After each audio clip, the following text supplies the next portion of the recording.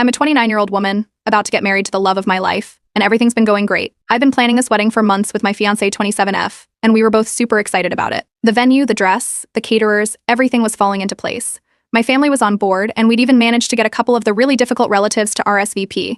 I felt like everything was finally coming together after all the craziness leading up to it. But that was before I had the conversation with my dad 55M. We've always had a bit of a complicated relationship, to say the least. He's never been the emotional type, and growing up, he was always distant. He'd compare me to my older sister, who passed away when I was 16, and it was like I could never live up to her memory. After her death, things just never really got back to normal. My dad didn't know how to be a father without her, and I didn't know how to get his attention without feeling like I was taking her place. It's hard to explain, but it's like we've never really been on the same page. Anyway, when I told him about the wedding, his reaction was weird. He seemed happy, or at least he acted like it. There wasn't the excitement you'd expect, though. No, I'm so proud of you, or this is the happiest day of my life. It was more like he nodded, gave a vague smile, and just went on about his day. Typical dad stuff. A few weeks before the wedding, he called me. He told me he'd be bringing someone special with him, and that I should save a seat for her. At first, I thought he was talking about some new girlfriend, but no. He dropped a bombshell. He had adopted someone. A woman. In her late 20s, my age. Honestly, I didn't know how to process that. I didn't even know he'd been thinking about adopting anyone. I mean, we weren't exactly close, but if something like that had happened, I felt like I should have known. It felt odd, but I shrugged it off. Maybe it was just a phase. My dad was always doing these random things and then dropping them a few months later, so I thought, okay, whatever. But the closer we got to the wedding, the more things seemed to get strange. My dad was barely in touch. No calls, no updates, just radio silence. This was my big day, and he couldn't even check in. I thought that was a little off, but I was too wrapped up in the chaos of last-minute preparations to worry about it too much. Then came the day of the wedding. I had 1,000 things on my mind. The flower arrangements were running late, the caterer was calling me every 5 minutes, and my bridal party was scrambling to get everything together. My dad? Nowhere to be seen. Not a single call or text. The wedding was hours away, and I hadn't heard from him. But I didn't want to panic. I told myself he'd show up. He had to, right? The ceremony was about to start, and I was waiting in the back, trying to gather my thoughts, when I saw him. My dad walking in with this woman, the one he had adopted. I froze. My stomach dropped. But what really got to me was what happened next. My dad walked straight to the front of the room, right to where my sister's old seat was. My late sister, the one I could never live up to, the one who had always been in the spotlight, had her seat saved for special occasions. My dad had this seat reserved for her at family events, and it had been left empty ever since she passed away. But that day, he didn't just walk to the seat, he sat her down in it. The new daughter. Like it was nothing.